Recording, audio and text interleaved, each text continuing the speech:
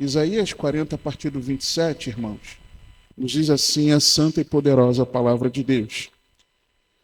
Porque dizes, ó Jacó, e tu falas, ó Israel, o meu caminho está encoberto ao Senhor, e o meu juízo passa despercebido ao meu Deus. Não sabeis, não sabes, não ouviste que o eterno Deus, o Senhor, o Criador dos fins da terra, nem se cansa, nem se fatiga? É insondável o seu entendimento, dá força ao cansado e multiplica as forças ao que não tem nenhum vigor.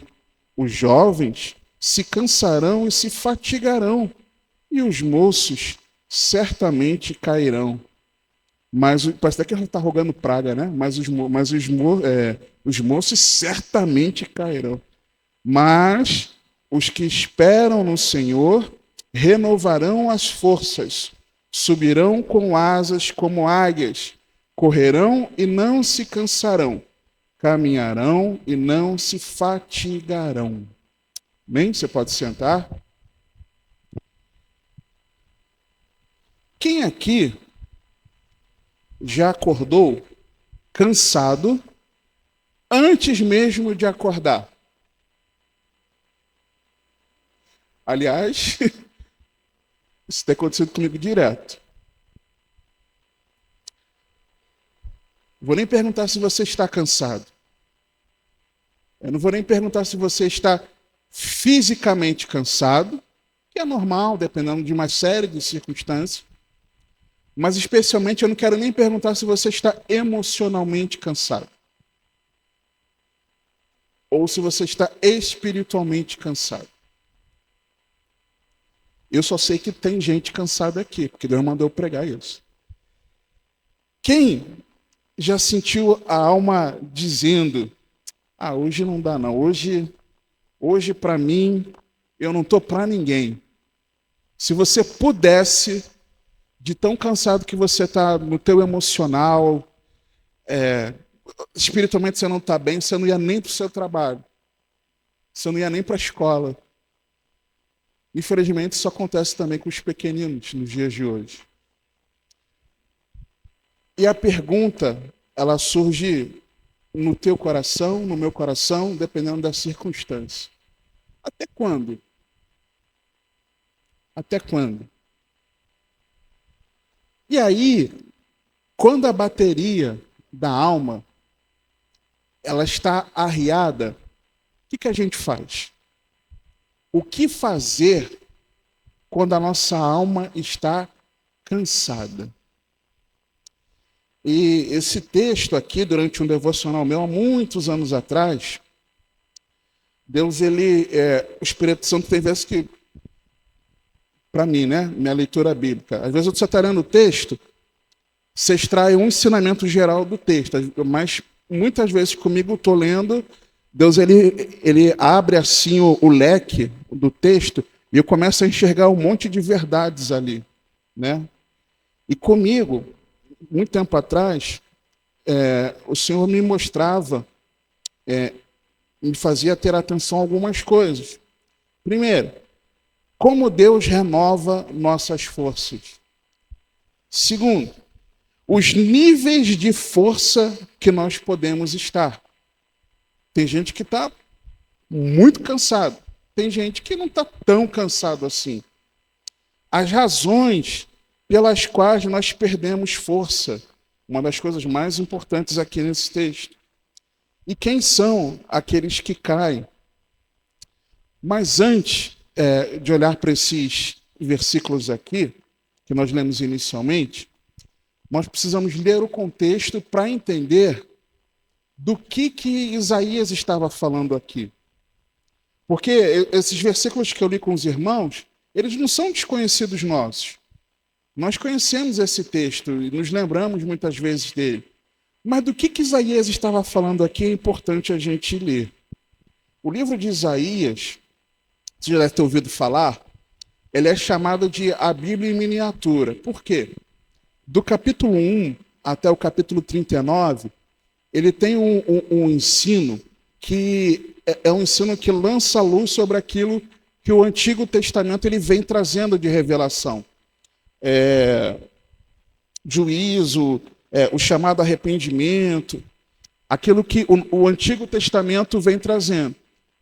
Do capítulo 40 ao 66, e não é por acaso que são 66 livros na distribuição que fizeram, né, quando a Bíblia foi editada, né, quando ela foi compilada, juntado ali os textos, né, formando a nossa Bíblia, que hoje, por conta daquilo que Deus quis fazer, e louvado seja Deus por isso, a partir dos pré-reformadores, da reforma, hoje nós temos acesso a essa palavra maravilhosa que o crente não tinha até aquele momento, até o século XVI.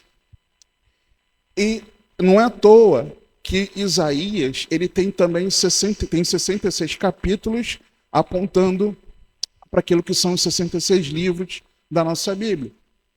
Então, se o Antigo Testamento tem 39 livros, e a mensagem que traz, Isaías, nos primeiros 39 capítulos, tem uma mensagem parelha com aquilo que é o nosso Antigo Testamento.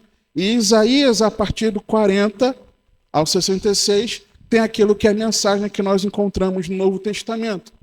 E é maravilhoso. E para mim é surpreendente olhar para a Bíblia e ver que aqui, nós vamos já ver já, que o início do capítulo 40, ele aponta para os primeiros capítulos de alguns livros, os primeiros capítulos dos evangelhos. E isso é sensacional para mim. Entre Isaías 39 e 40, nós já vamos ler a partir do versículo 1, nós vemos uma espécie de página em branco. Talvez na sua Bíblia você tenha aquela página em branco entre o Antigo e o Novo Testamento, simbolicamente, os 400 anos de silêncio profético de Deus. Onde Deus não deixou de agir na história, mas ele deixou de proferir a sua palavra que ele queria que fosse registrada. Mas é exatamente nesse momento, nessa transição do 39 para o 40, até o 39, nós vemos uma mensagem de advertência para o povo, né? Uma mensagem de advertência, uma mensagem também de juízo, uma mensagem de cansaço, porque o povo estava vivendo, experimentando pela desobediência, experimentando coisas terríveis, como o exílio. Mas, a partir do 40, a gente vê uma virada com uma mensagem de consolo, com uma mensagem de esperança e uma mensagem de ânimo. Acompanha comigo, por favor, o versículo 1. Em todo o livro do profeta Isaías, nós temos três focos principais que o Espírito Santo quis usar em Isaías. Denunciar o pecado e o juízo vindouro, chamar ao arrependimento e reafirmar que sempre teria um remanescente fiel, sempre teria um remanescente. Apesar da rebeldia do povo, ele sempre ia aguardar aqueles que de verdade o amavam. E olhando aqui no versículo 1, versículos 1 e 2, Deus ali promete o livramento e diz que a redenção dos nossos pecados já estava providenciada. Olha o que o texto diz. Consolai. Lembra que eu falei que até o 39 está vindo um chicote. Aí vem aquele respiro. 40, versículo 1. Consolai o meu povo, diz o vosso Deus. Falai. Qual é o consolo que o povo de Deus precisava ouvir? Aí ele explica. Falai benignamente a Jerusalém. Não fala com raiva. Não fala... Agora não é mais a mensagem de alerta, de advertência. Agora, advertir. Agora eu quero dizer que tem esperança. Falai benignamente a Jerusalém e bradai-lhe. Ou seja, grita, anuncia a plenos pulmões que já a sua milícia, a sua batalha é acabada, que a sua iniquidade está expiada e que já recebeu em dobro da mão do Senhor por todos os seus pecados. Então, uma mensagem que irá trazer o consolo, e dentro desse consolo, o que era a mensagem? Fala ao meu povo de forma benigna, fala com amor para o meu povo, mas fala a plenos pulmões que agora ele já tem perdão dos pecados, que agora tudo aquilo que eles fizeram, eu vou lançar no mar do esquecimento, se... Aí vem as condições. Aí o versículo 3. E detalhe, né? Só um parênteses aqui. No versículo 2 ainda, o texto fala que já a sua milícia é acabada, sua batalha, sua luta é acabada. E o próprio versículo traz o contexto de que luta é essa. Qual é a maior luta que você e eu temos? Não é contra o pecado? É o pecado. Aí Deus fala, já fala para o meu povo, fala, grita, brada, que o problema deles é o pecado, já resolvi esse problema. É isso. Aí no versículo 3, vem a continuação. Deus manda trazer consolo e anunciar que ele ia resolver o problema, que o problema do pecado já estava resolvido, providenciado. Aí vem aquilo que era para ser anunciado, versículos 3 e 4. Que na verdade é uma profecia de João Batista. Por isso que eu falo que é maravilhoso de ver que isso é os primeiros capítulos ali, né, nos evangelhos. Voz do que clama no deserto, preparai o caminho do Senhor. Endireitai no ermo vereda a nosso Deus. Ou seja, o Messias, o Redentor que vocês tanto aguardam, ele está às portas. A mensagem, né, de João, a missão de João era essa, anunciar isso. Mas olha, endireitai no ermo vereda a nosso Deus. O caminho não está um bom caminho, precisa arrumar esse caminho. Aí ele explica como seria se endireitar. Todo o vale será exaltado. O que é vale? Vale é aquilo que fica geralmente entre dois montes. É aquela depressão, o geógrafo ali me corrige, né? É a depressão, geografia, né? Isso. A depressão que fica entre dois vales, entre dois montes. Né? Vale é isso. Aí ele fala, todo vale será exaltado. Ou seja, tudo aquilo que está a quem está abaixo por essa mensagem do anúncio da chegada do Senhor, pela chegada do Senhor, aquilo que está aquém, aquilo que está abaixo, isso precisa melhorar. Está ruim isso aí. Está abaixo, isso está um vale. Isso precisa ser exaltado. Então, se há coisas, situações nas nossas vidas que elas estão aquém, abaixo daquilo que a palavra de Deus nos ensina, em Jesus nós conseguimos. Se o nosso padrão, lembrando aqui da mensagem da manhã, né? Das nossas reações, por exemplo, ser um padrão de reação que não é aquilo que deveria ser do servo de Deus, independente do contexto onde nós estejamos, em Jesus nós conseguimos. Eu não consigo. Eu estou num vale nessa questão, nessa situação, é um vale, eu estou aquém. Em Jesus, isso é preenchido, isso é exaltado. E todo monte e todo outeiro será abatido. Monte outeiro é aquilo que está elevado. Aquilo que está além do que deveria, se abaixar. Aquilo que está em excesso em Jesus, isso precisa ser abatido. Essa é a mensagem. O evangelho é isso. Aquilo que eu não consigo fazer no meu vale, em Cristo eu consigo. Aquilo que eu estou fazendo e não deveria fazer, em Cristo eu consigo eliminar isso da minha vida. E o que é torcido se endireitará. Torcido, aquilo que devia ser reto. Por exemplo, a folha, né? A folha devia estar assim, reta. Mas, na verdade, ela está torcida. Aquilo que em Jesus, se a nossa vida está assim, em Jesus, a nossa vida precisa se endireitar. Ela precisa ficar reta. Aquilo de errado, uma vida em não praticar a justiça, em não procurar praticar retidão, andar em retidão, em Jesus, a vida se endireita.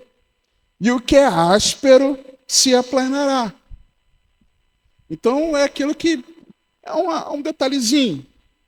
Não chega a ser um monte que precisa ser abatido.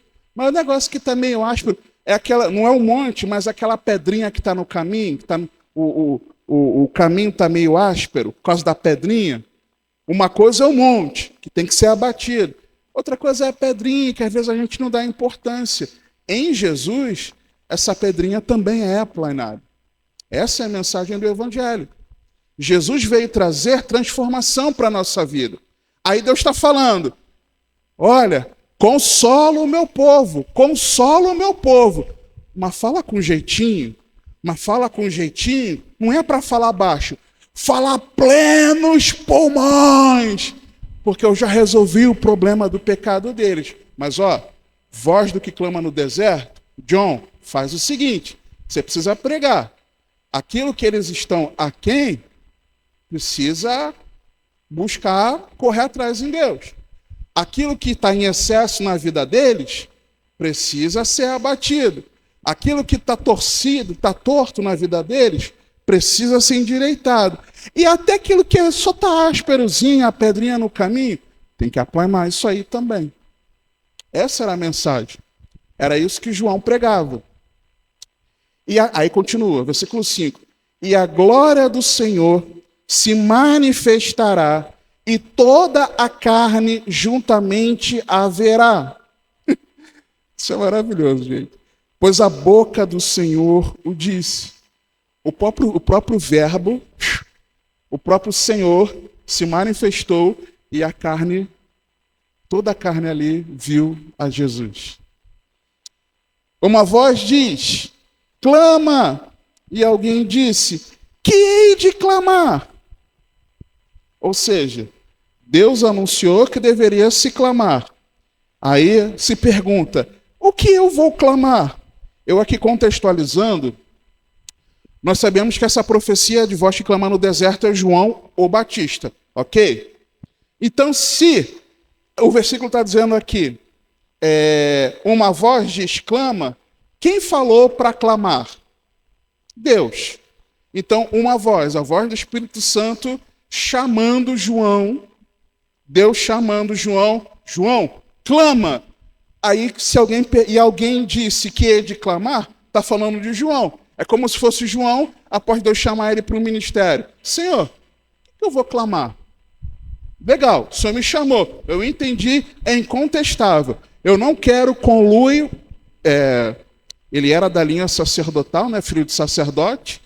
Ele era para estar ali junto com os demais sacerdotes em Jerusalém, ou nos arredores, morando, mas servindo lá. Ele chutou o balde e foi para o deserto. Não quis saber. Aí Deus falou, legal, eu não quero você lá. Eu tenho para você um outro propósito. Aí ele, tá bom, Senhor, eu entendi o chamado. Mas o que eu vou clamar? Qual vai ser a mensagem? O que eu devo pregar? O que eu devo anunciar? Aí o Senhor responde, toda a carne é erva, e toda a sua beleza como a flor do campo. Seca-se a erva e cai a flor, soprando nela o Espírito do Senhor. Na verdade, o povo é erva. Seca-se a erva e cai a flor.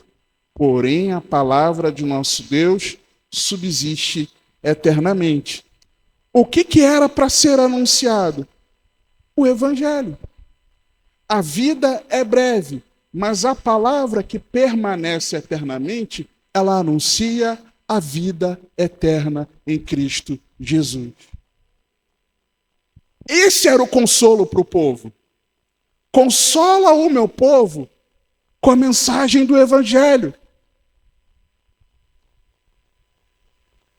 Com a mensagem do Evangelho. João pregou o Evangelho, Lucas 3,18.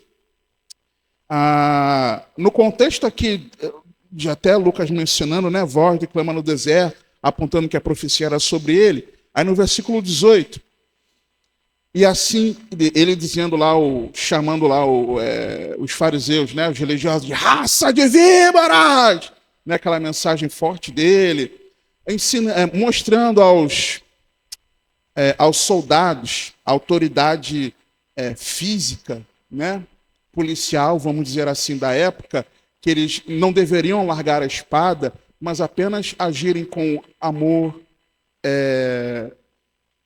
não com ganância, tratar bem as pessoas, né?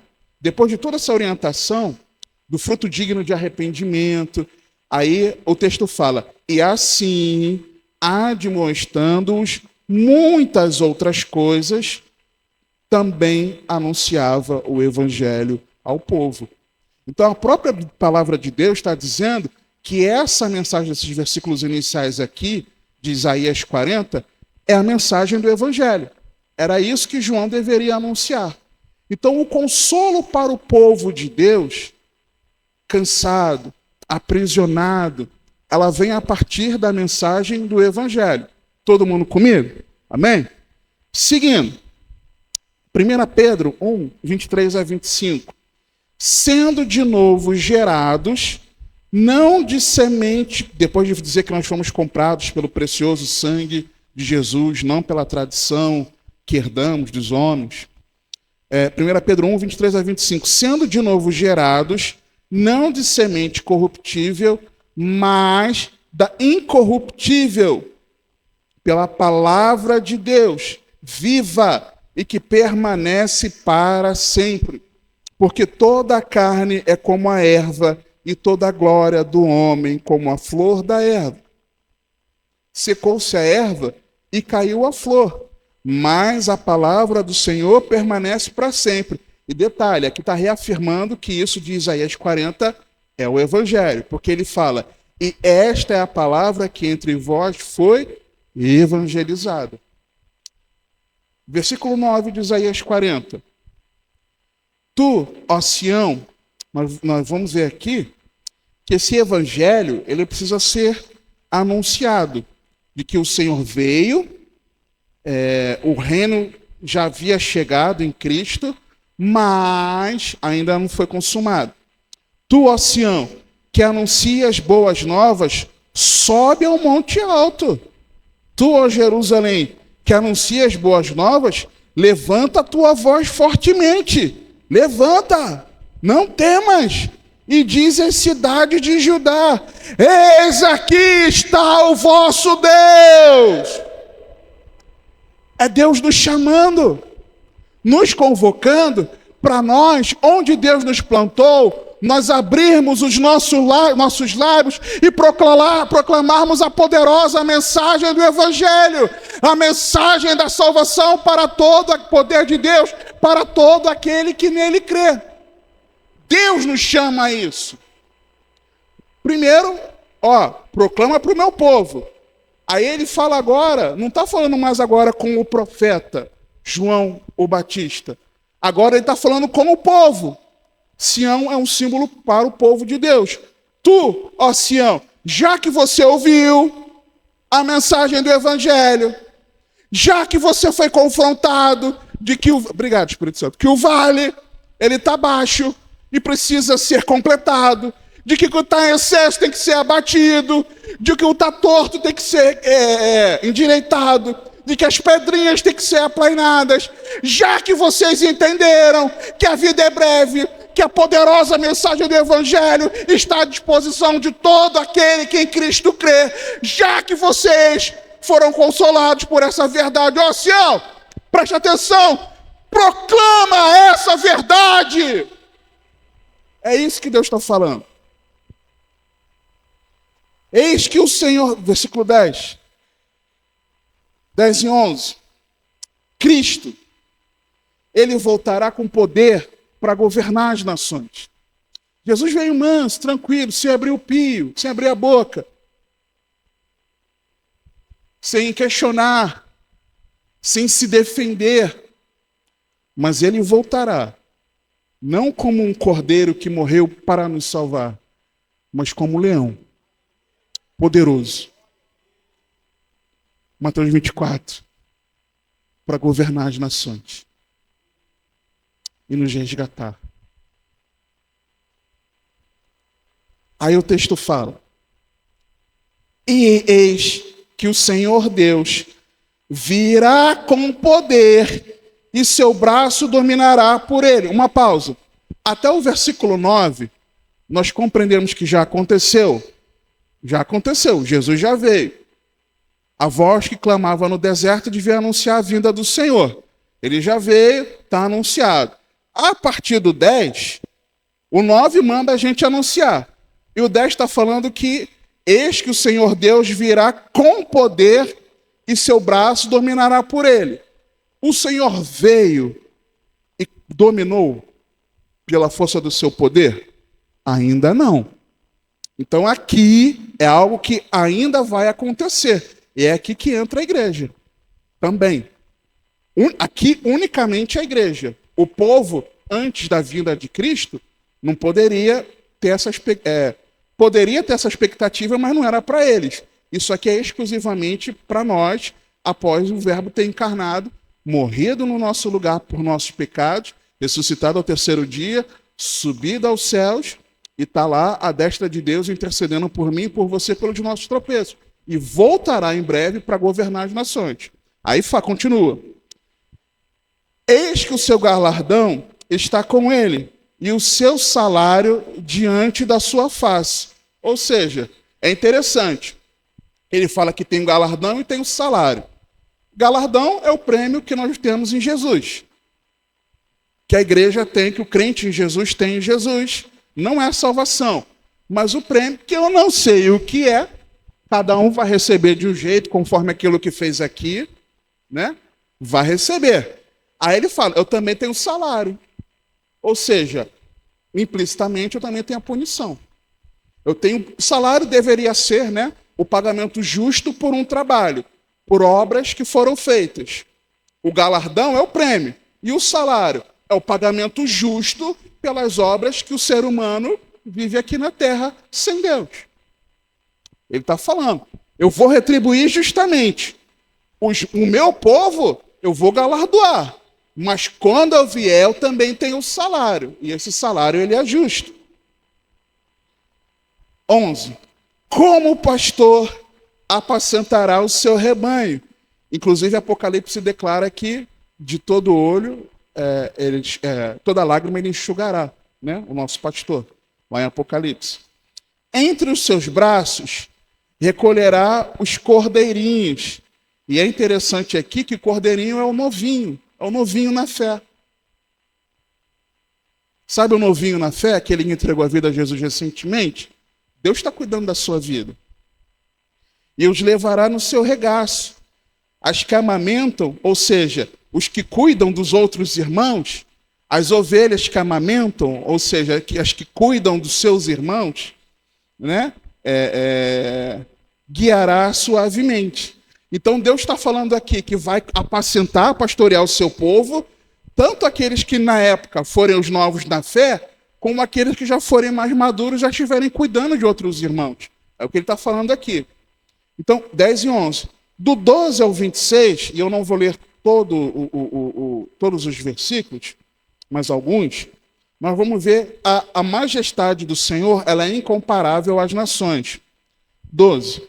Quem mediu na concha da sua mão as águas, e tomou a medida dos céus aos palmos, e recolhendo uma medida ao pó da terra, e pesou os montes com peso, e os outeiros em balanças? Quem guiou o Espírito do Senhor, ou como seu conselheiro o ensinou? Como quem tomou ele conselho que lhe desse entendimento e lhe ensinasse o caminho do juízo, e lhe ensinasse conhecimento, e lhe mostrasse o caminho do entendimento? Eis que as nações são consideradas por ele como a gota de um balde. Sabe esse receio que às vezes a gente fica, o humano comum, de ver as coisas acontecendo aí nas nações, os movimentos geopolíticos, né, e tal, aquele frisson. E eis que as nações são consideradas por ele como a gota de um balde. E como o pó miúdo das balanças, poeira. Eis que ele levanta as ilhas como uma coisa pequeníssima. Nem todo o Líbano basta para o fogo, nem os seus animais bastam para holocaustos. Todas as nações são como nada perante ele. Ele as considera menos do que nada e como uma coisa vazia, vã. Pulando para o 22. Ele é o que está assentado sobre o círculo da terra, cujos moradores são para ele como gafanhotos. É ele o que estende os céus como cortina e os desenrola como tenda para neles habitar, o que reduz a nada os príncipes e torna em coisa vã os juízes da terra. E mal se tem plantado, mal se tem semeado, e mal se tem enraizado na terra o seu tronco. Já secam, quando ele sopra sobre eles, e um tufão os leva como a pragana.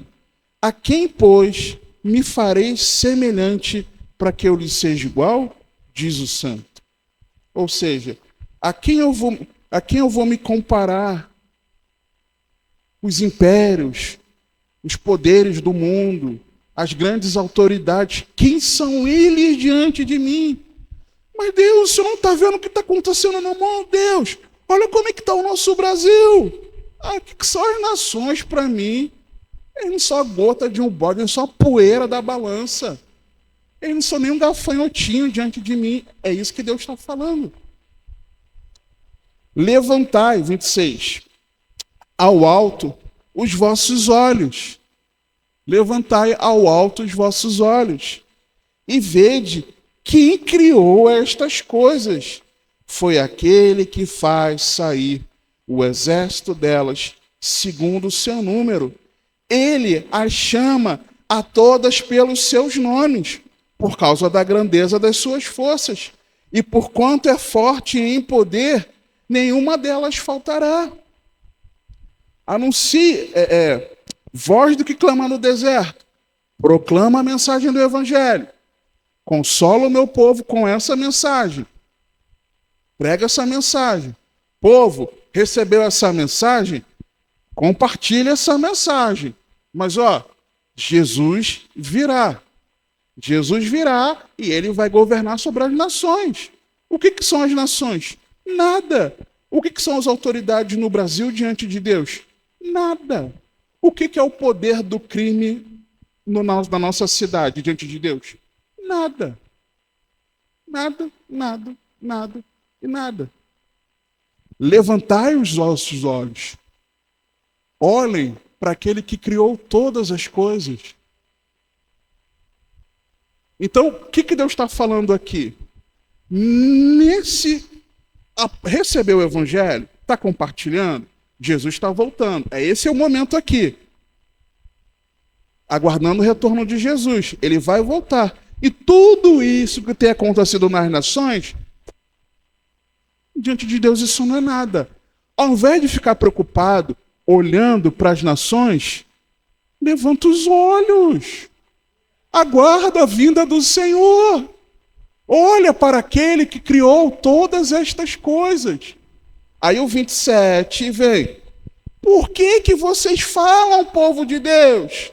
Ó Jacó, e você, Israel? O meu caminho está encoberto ao Senhor, e o meu juízo passa despercebido a meu Deus. É como se fosse A mensagem era como se fosse assim: será que Deus não está vendo o que acontece comigo? Ah, ele tem outras prioridades. Tem muitas outras coisas na frente. Ou seja, o meu caminho está encoberto. Porque até chegar ao meu caminho, a minha vida, a minha situação, tem tanta outra coisa que está encobrindo, que está na frente de Deus, que Deus tem que resolver primeiro essa coisa, a outra coisa, para que ele chegue até o meu caminho. E às vezes a gente pensa assim, irmãos. Deus tem tanta coisa para se preocupar como Criador do universo. Será que ele vai se importar comigo? Será que ele se importa como a minha alma está cansada, está aflita? Será que ele se preocupa a tristeza que está pesando no meu coração? Será que ele se preocupa com as questões que eu tenho vivido e que para mim nesse momento tem sido um peso tão grande? Será que Deus está vendo o que está acontecendo na minha família? Será que Deus está vendo o que está acontecendo no meu trabalho? Será que Deus está vendo o que está acontecendo na minha igreja? Talvez não, irmãos. Deus, eu tenho certeza que tem gente aqui perguntando isso para Deus. Tem tanta coisa, o caminho está encoberto, até Deus chegar. Tem tanta coisa para Deus resolver, as crises aí no mundo, as guerras, a terceira guerra mundial iminente aí com alguns movimentos. Tem tanta coisa, a fome no mundo, tem tanta coisa para Deus resolver, como se Deus fosse resolver todos esses problemas, né? Vamos fechar parênteses aqui. Aí, não que ele não tenha poder, mas que ele não prometeu que iria resolver. Não agora. Ele tem outras prioridades. Ou então, o que eu tenho passado não é tão importante assim. O meu direito passa despercebido, o meu juízo. Deus, o senhor não está vendo que eu estou com a razão? O senhor não está vendo que eu tenho razão lá em casa? O senhor não vê que eu tenho razão lá na minha escola? O senhor não vê que eu tenho razão lá na minha vizinhança? O senhor não vê que eu tenho razão no meu trabalho? Deus, o senhor não vê que eu tenho razão na igreja? O senhor não está vendo, não? O meu juízo, o meu direito, o senhor não está variando o direito, não, senhor? Sou eu que estou errado? Será que eu que sou errado nessa história, Deus? É isso aqui, versículo 27. Aí o texto vem e fala, versículo 28. A palavra de Deus responde: não sabes, não ouviste, que o eterno Deus, o Senhor, o Criador dos fins da terra, nem se cansa, nem se fatiga? É insondável o seu entendimento. Irmãos,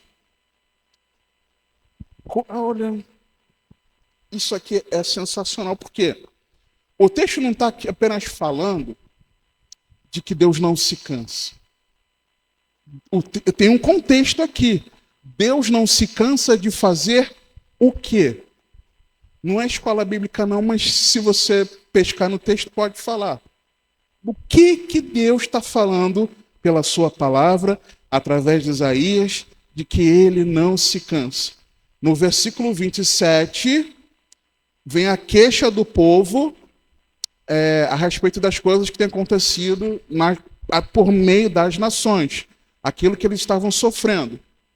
Aí ele se pergunta, Deus não está vendo, Deus se preocupa com outra coisa. Aí no versículo 28 ele fala, você nunca ouviu, você não sabe e nunca ouviu que Deus não se cansa? Aí vem a resposta, é insondável o seu entendimento. Deus não se cansa de quê? De saber nos mínimos detalhes tudo o que está acontecendo com você. Deus sabe e está cuidando. E isso é extraordinário.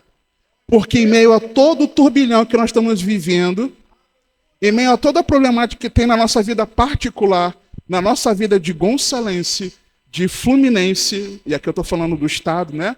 E de brasileiro, de cidadão no mundo, apesar de tudo isso que nós estamos vivendo aqui, Deus sabe de cada detalhezinho. Ele não se cansa e não se exausta Ele não fica afadigado por procurar saber, por saber aquilo que está acontecendo com você.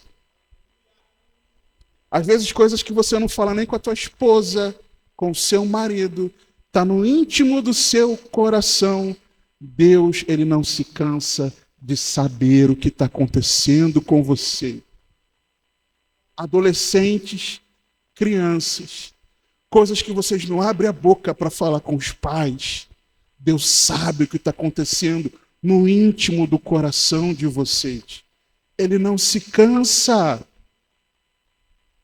Ele não se cansa. Ele não se cansa em saber aquilo que está acontecendo comigo e com você. É insondável o seu entendimento. E já que Deus sabe que tem gente cansada, Deus sabe.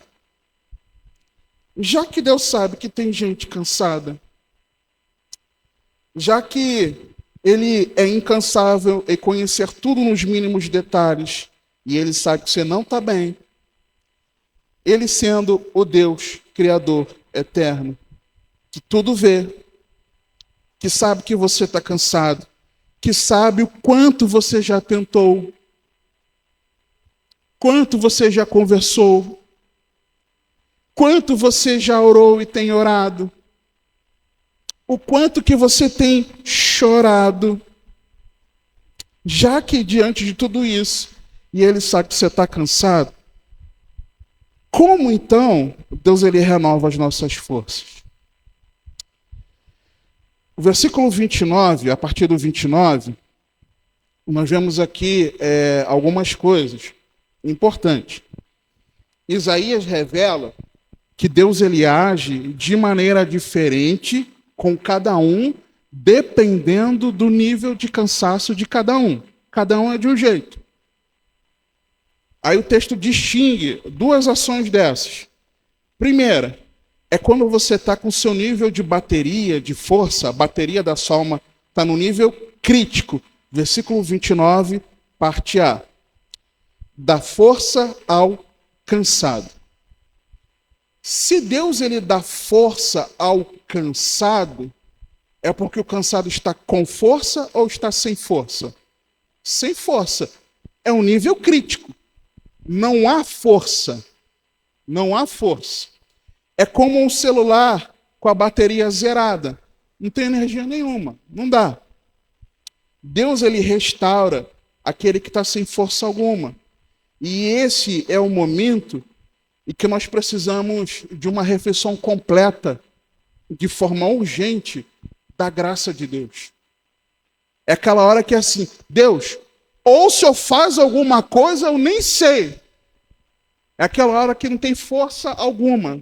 Por que eu falo isso? Porque logo em seguida, na parte B do versículo, ele não dá força, mas ele multiplica as forças. De quem? Ao que não tem nenhum vigor. Para uns, ele dá força e outros ele multiplica. Se eu não tenho nenhuma força, 0 vezes qualquer número, qual é o resultado? 0. Então não tem como multiplicar. Ele só multiplica porque existe alguma coisa. Então, se para uns ele precisa dar, porque não tem nada, para outros ele precisa multiplicar, porque ele está fraquinho, mas ainda tem força. Ele só está sem disposição, ele está só sem vigor, e aí Deus só precisa dar uma reanimada, multiplicar aquilo que está na vida dele. É o que o texto está dizendo. Esse de multiplicar é um nível de atenção. É quando a bateria está baixa, está quase no vermelho. Ainda existe energia, mas ela não é suficiente. Deus ele não só repõe, mas como ele multiplica as forças. Às vezes tem um pouco de força, mas você sabe que não é o suficiente. Você sabe que não está legal. E é nessa hora que você pode lembrar disso aqui e saber que Deus multiplica as suas forças. Aí o texto continua. texto continua. Versículos 30 e 31, nós vemos aqui o que eu chamo de a fórmula da bateria descarregada. Por quê? Eu vejo aqui que o cansaço mais a fadiga leva à exaustão. E Isaías, ele destaca aqui 3 estágios que a gente consegue ver no texto. Primeiro, eu vou começar pelo versículo 31, na parte B, quando ele fala sobre a corrida. Ele fala assim: correrão e não se cansarão. Ou seja,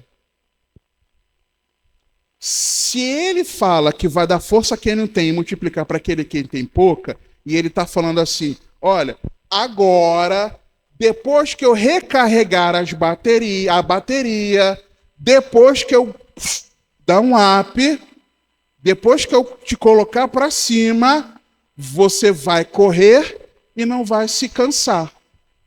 O que estava acontecendo? Estava na correria e estava se cansando.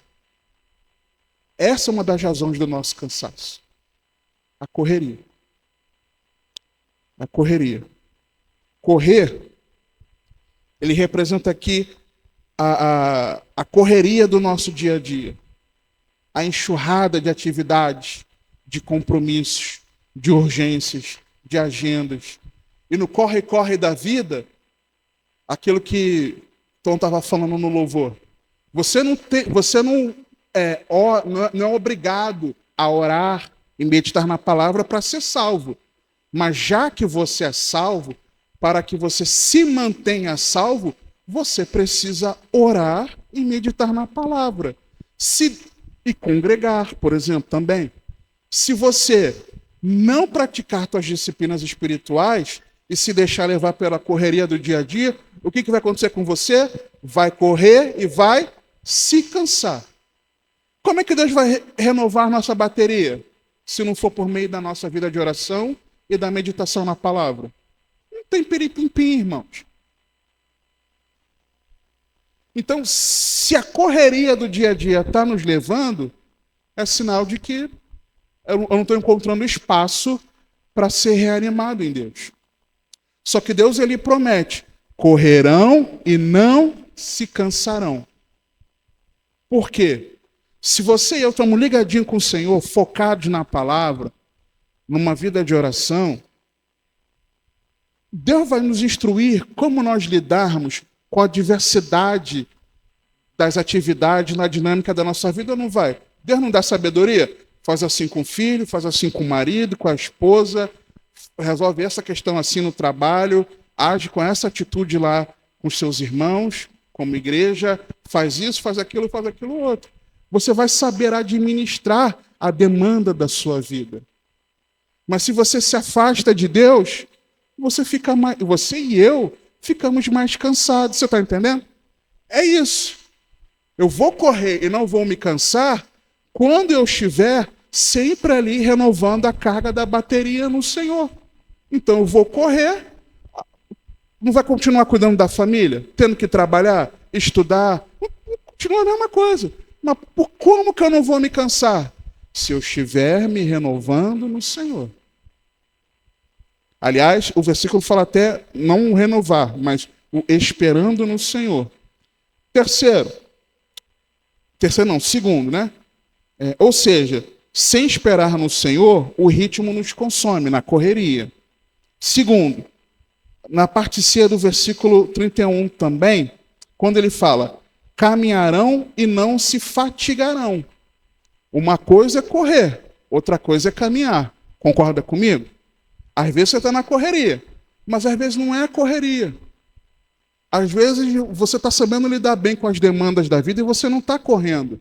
Mas mesmo assim você está ficando fatigado. Por quê? O texto fala aqui, ó, caminharão e não se fatigarão. Na nossa vida cristã, o que é o caminhar se não é o andar com o Senhor, o caminhar com Cristo? Então, essa fatiga, né? Ela causa aborrecimento, ela causa enfado, porque a fadiga, ela significa isso, ela é mais do que o cansaço, É aquele cansaço de algo que você... Não é o cansaço porque você fez muito. É o cansaço só de você estar fazendo. Não é o cansaço porque está na correria e está fazendo muito. Mas só por fazer, você já está enjoado daquilo. É isso. A fadiga é isso aqui. Naquilo que é o mínimo, você já está enjoado. Ah, congregar. Ah, e participar do culto. Ah, não quero não. Estou cansado. É isso. Fazer comida em casa, né? O básico, uma coisa simples. Ah, não quero fazer não. O básico. Trabalho. Ah, eu estou enjoado daquele trabalho, não aguento mais. Às vezes nem rala muito. Mas, não estou enjoado. Na escola, não aguento mais meus professores. É isso. A fadiga é isso. Não é o cansaço de correr. É só de você, por estar na caminhada, as coisas acontecem. E porque acontece um negocinho que te desagrada, eu não quero mais. É isso. A fadiga é isso. É quando até de você conversar em família, para você já é um enfado. Você ir para a escola. Você fazer um trabalho que é um trabalho... Porque para você antes, você tinha prazer naquilo, agora para você é um peso. Congregar e não aguento mais. Ler a palavra, orar, aquilo que para você era um deleite, é fadiga só de caminhar. Não está nem correndo. A vida não está uma correria assim. Mas só nas coisas básicas, você já... Eu não posso falar essa palavra, né? Você está de cabeça cheia. Você entende, né? Que eu queria falar, mas vou falar cabeça. Você está de cabeça cheia só daquilo que é o básico da sua vida. É isso que Deus está falando aqui. E aí, caminhar é a longa jornada da vida. Você tem os processos, você tem e eu, né? Temos as lutas, mas isso demanda de nós a perseverança. Se nós não esperarmos no Senhor, o que vai acontecer? O caminho nos desgasta, nos irrita. Nós passamos a viver no limite. E a gente quer uma mudança daquilo que a gente não aguenta mais. É isso que o texto está falando. E o terceiro é a exaustão. A exaustão ela leva à queda. Porque, lembra aquilo que eu falei no início? E os moços certamente cairão. Pelo contexto, olhando aqui para os versículos, pelo contexto, nós notamos que aquele que cai é porque chegou ao esgotamento. O que corre não vai se cansar. Ok. O que está caminhando não vai mais se fadigar. Ok. Mas não tem aquele que cai? Uma coisa é eu cansar, outra coisa é eu cair. Se eu cair, eu não tenho força nem para ficar de pé e caminhar, é porque eu estou num nível de exaustão e leva à queda. Quando o ritmo pesado, a jornada longa se juntam, sem nós dependermos do Senhor, irmãos, a queda é inevitável. Então você e eu, nós precisamos esperarmos no nosso Senhor. Versículo 31. Mas quem vai renovar suas forças, subindo como asas da águia, correndo não se cansando, caminhando e não se fatigando? Quem espera no Senhor. Lembra-se do contexto. O contexto está falando do quê? Da volta de Jesus. Aqueles que receberam o Evangelho, mensagem de consolo para a aflição da sua alma. Tem que proclamar essa verdade. As nações oprimem, mas isso para Deus não é nada. O Senhor, quando voltar, vai reinar sobre todos eles. Nesse contexto é que nós devemos esperar no Senhor. Quando você e eu colocamos a nossa esperança, não aqui nas coisas dessa vida, mas quando a nossa esperança está em Jesus, que em breve voltará para resgatar a sua igreja. é dessa forma, esperando no Senhor, que nós não nos cansamos. E é interessante que quando o texto fala aqui dos jovens se cansando e os moços cairão, é interessante porque quando fala aqui os jovens, né? O jovem significa no hebraico o menino, aquele que falta maturidade ainda, aquele que é criança, corre muito, gasta energia sem medir, se envolve em tudo. E aí gasta energia. Criança. Por que criança fica cansada? Porque tem uma energia e quer fazer um monte de coisa, aí depois está morto. Às vezes a gente é assim. Às vezes a gente não age de forma madura e quer se envolver voluntariamente em uma série de coisas e depois fala, eu não aguento mais. Que está escolhendo se envolver nisso. Gastar a sua energia. Cansa rápido. E os moços? O moço aqui, em hebraico, ele significa o escolhido. O moço era o estagiário. Não tem os textos no Antigo Testamento que fala o moço do fulano, normalmente dos profetas, é o estagiário, é o aprendiz, é o moço. Quem é ele? É o que não tem experiência. O problema não é a falta de idade, de rodagem. O problema é a falta de experiência em algumas coisas da vida. E por essa falta de experiência, a pessoa acaba se achando que está pronto, se acha o profissional, né, no contexto aqui do trabalho, e ele quer resolver. É quando o ajudante de pedreiro, ele ainda não está bom, e ele acha que pode tocar a obra sozinho, faz aquele monte de lambança, por exemplo. O ajudante de qualquer obra, o ajudante de marcenaria, ainda não precisa aprender. Aí deixa comigo, né? Deixa comigo, vou fazer. E quando faz, aquele móvel fica, aquela obra fica um fiasco. É isso. Aí, por quê? É quando a gente acha que já tem a experiência de vida na caminhada que é necessária, e por termos esse entendimento equivocado, nós não queremos depender de Deus. Deus, eu não sou mais seu aprendiz. Você não precisa me ensinar. Eu não preciso ouvir a tua palavra. Eu não preciso buscar em oração qual é a sua direção. Eu já sei, Deus, resolvi as demandas da minha vida. Deixa comigo. E por não dependermos de Deus, nós erramos. Então, como esperar no Senhor?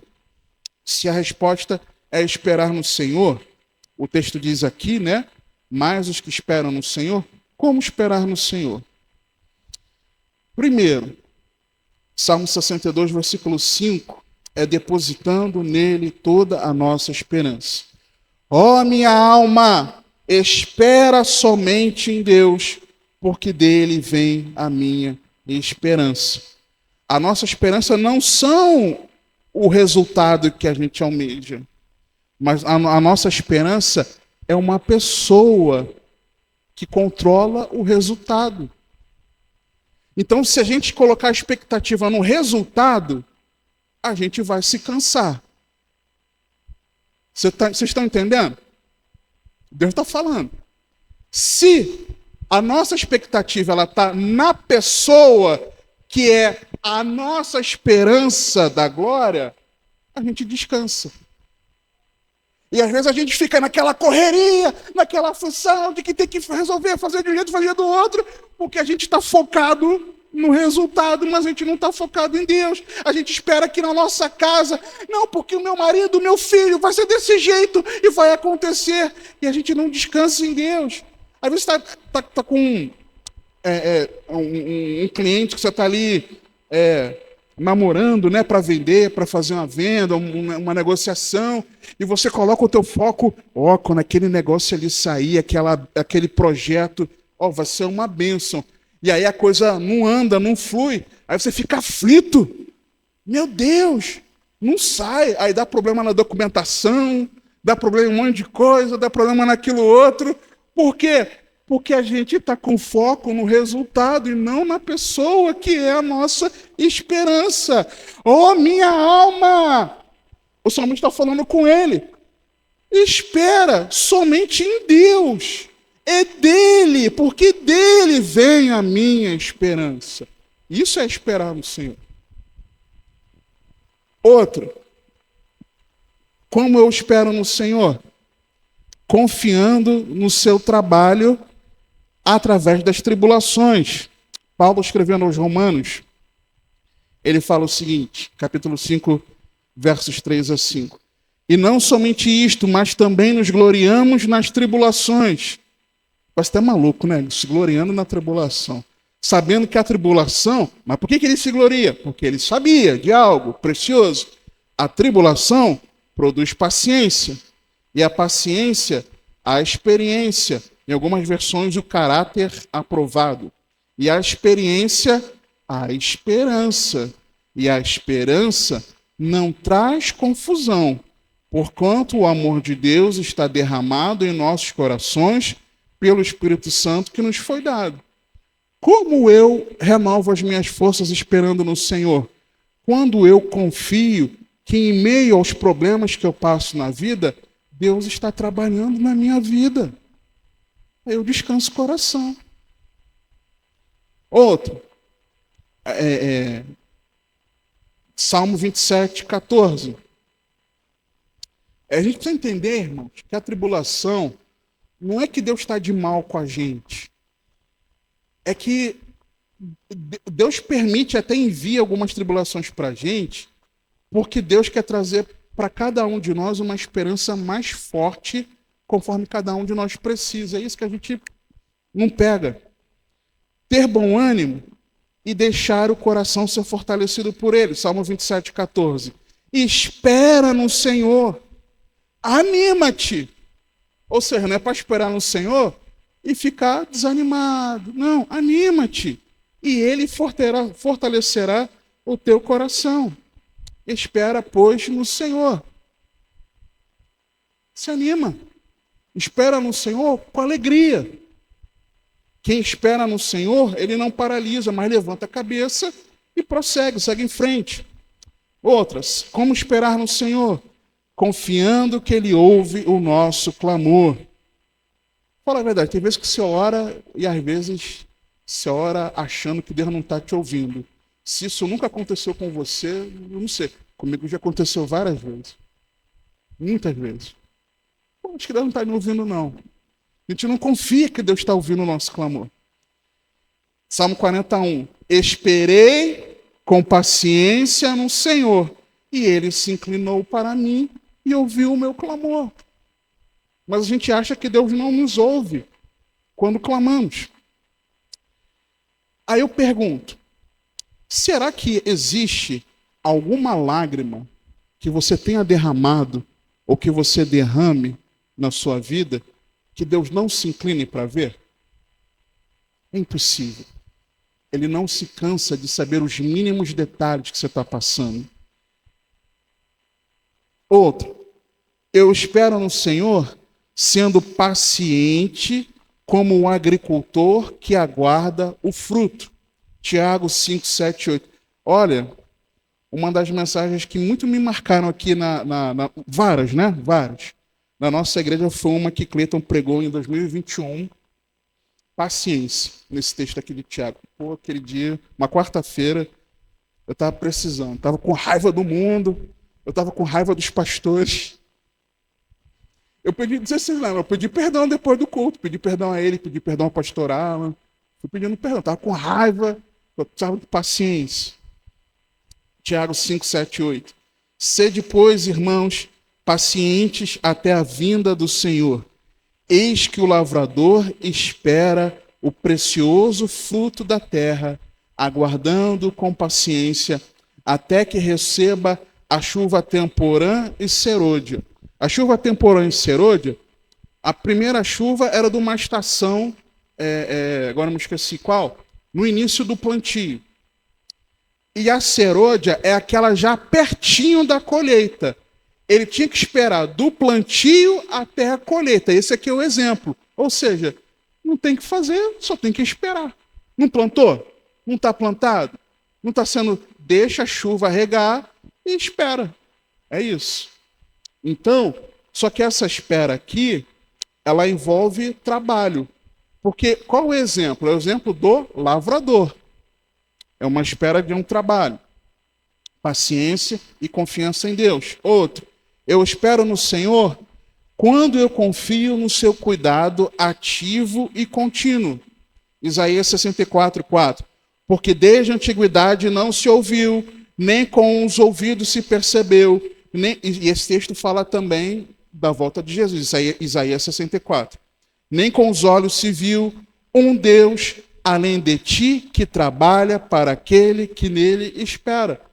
Eu não estou vendo, mas Deus está fazendo, irmãos. É simples assim. Enquanto você espera, Deus trabalha. Outro, eu espero no Senhor, confiando e me apoiando somente nele em todas as áreas da vida. Provérbios 3, 5 e 6. Confia no Senhor de todo o teu coração e não te estribes no teu próprio entendimento. Reconhece-o em todos os teus caminhos e ele endireitará as suas veredas. E para finalizar, eu espero no Senhor quando eu desejo a sua presença e confio na sua misericórdia. Salmo 130, versos 5 a 7. Aguardo ao Senhor, a minha alma o aguarda, e espero na sua palavra. A minha alma anseia pelo Senhor, mais do que os guardas pela manhã, mais do que aqueles que guardam pela manhã. Espere, Israel, no Senhor, porque no Senhor há misericórdia e nele há abundante redenção. Ou seja, irmãos, eu espero no Senhor com esperança, com perseverança em meio às lutas, com coragem, com confiança na resposta, com paciência e trabalho, sabendo que Deus trabalha pelo seu povo, com entrega total ao seu governo, não é minha vontade, mas é a vontade de Deus, e com um desejo profundo pela presença dele. Então, esperar não é ficar parado, mas é você e eu nós avançarmos na direção que ele manda. Deus, ele vê quando você está cansado. Deus sabe. Ele nunca se cansa em cuidar de você. O versículo 28 mostra isso. Ele ajusta a força conforme a sua necessidade. Versículo 29. Sem esperar no Senhor é cansaço, fadiga e queda. Verso 30. E versículo 31. Esperar no Senhor é voar, correr e caminhar. Quem está caminhando está correndo? Não. Quem está correndo está caminhando? Não. Quem está voando está caminhando? Não. Quem está caminhando não voa e nem corre, está caminhando. Quem corre não está caminhando nem voa, e quem voa não está correndo nem caminhando. São 3 níveis aqui. Vai ter hora que você vai estar voando, vai ter hora que você vai estar correndo, e vai ter hora que você vai estar caminhando. E eu me lembro lá de Marcos 4, 20, né? 1 a 30, outra 60 e outra 100. No frutificar. É assim. Vai ter gente que vai estar voando, vai ter gente que vai estar correndo, e vai ter gente que vai estar só caminhando. Faz parte da vida. Agora, a questão esse que é a questão. Quando você corre e não cansa, e quando você caminha e não fica com fadiga, não é você, mas é Deus agindo em você, é Deus agindo em mim.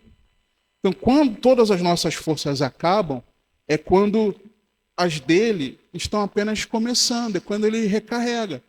Só que nós precisamos ter essa predisposição de trocar a nossa bateria falha humana pela bateria do Senhor, onde ele sempre está nos renovando. E eu não vou perguntar porque eu sei a resposta de quem aqui precisa ser renovado. Eu sei que tem gente que precisa. Nós precisamos, muitas vezes, na nossa caminhada, sermos renovados. E Cristo nos convida, irmãos. Mateus 11, 28 a 30, a Bíblia nos orienta, nos ensina algo maravilhoso. Jesus falando: vinde a mim, todos os que estáis cansados e oprimidos ou sobrecarregados, e eu vos aliviarei. Tomai sobre vós o meu jugo e aprendei de mim, que sou manso e humilde de coração, e encontrarei descanso para as vossas almas, porque o meu jugo é suave e o meu fardo é leve. É em Jesus, esperando em Jesus, no Cristo que veio, se manifestou, mas que em breve voltará, é que você e eu não somos renovados. Quero orar com você. Pai, obrigado pela sua palavra e aplique em nós, Senhor, na minha incapacidade, aquilo que só o teu Espírito pode fazer. Fala conosco no profundo das nossas necessidades, ó Pai. Traz desdobramentos para cada um de nós. E que o teu nome seja engrandecido em cada área do nosso viver. Ajuda-nos, Senhor, a nós esperarmos em Ti.